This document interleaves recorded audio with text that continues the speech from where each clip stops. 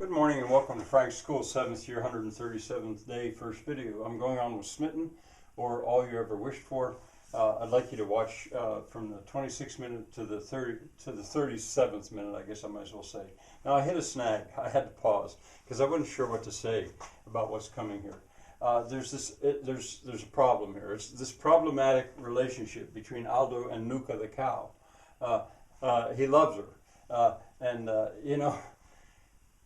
which is fun. Lots of people love animals. I've loved many of my cattle. I've loved dogs. I've loved cats. I've loved goats. I mean, but there's a problem here. Aldo, the one shot I think I would take out of this movie, I guess, if I had to, was with Aldo sniffing a cow pie. It wouldn't have to be there. It's funny, but he can't find Nuka. And he's trying to find her, and he loves the way she smells, and he finds a cow pie, and he knows that's her, and off he goes. I mean, that's pretty bizarre in a way. But I think of Longfellow's Evangeline. That's a change. At one point, he describes this beautiful young woman as having the breath of kine as they come back from the meadow. If you really know cattle and you know animals, you're not just imagining them, you know that smells are different. And if cattle have been eating flowers all day in the meadow and they come back, their breath smells like flowers. Kine is an old-fashioned word for cows. And I remember having to explain that to my students that, he just said that Evangeline has cow's breath. Well, sniffing a cow pie, a lot of people would think, oh, that's so disgusting. Well, cows are herbivores. They're not like pigs or dogs or people. They're not omnivores or carnivores. It's not a bad smell. But I just imagine if I were showing that to my class of 8th graders, that would take some explaining. The other thing is he's getting this. There's some scatological humor in this movie.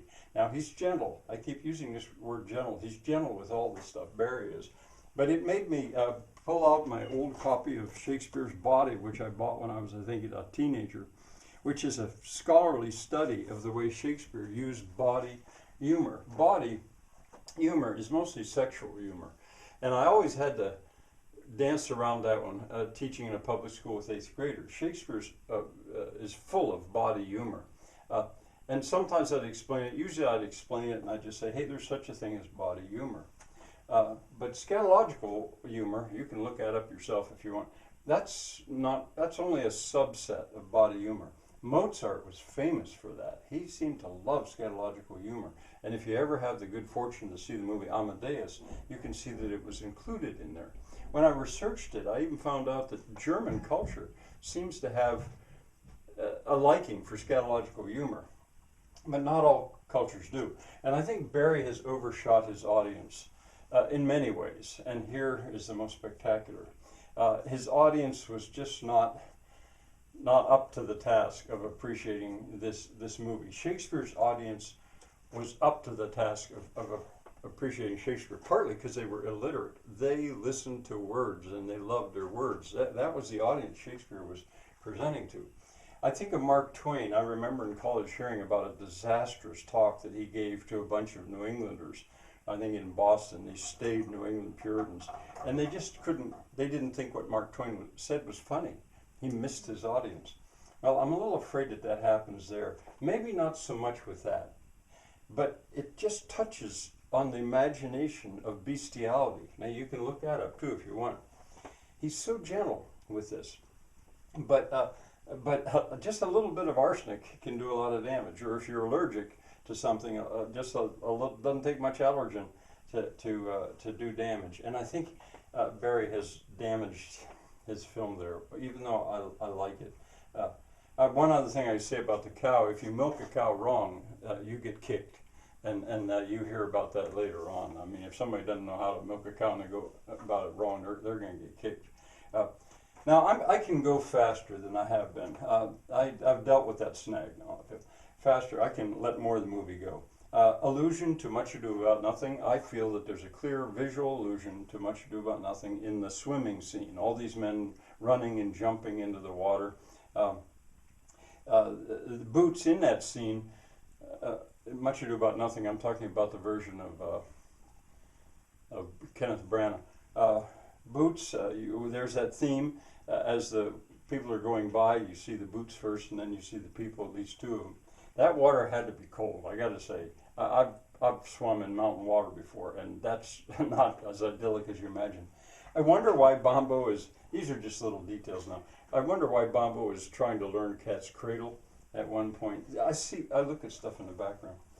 The village, the poverty of the village comes up now. Nona needs money for medicine, and her purse, her tiny little purse, she doesn't have enough, but the mayor's going to somehow manage it when they go to the city. When they go to the city, you find out that Tyler is going to get $500,000 sent to him in two Moreshi totes. Well, I know this is extremely high fashion handbags.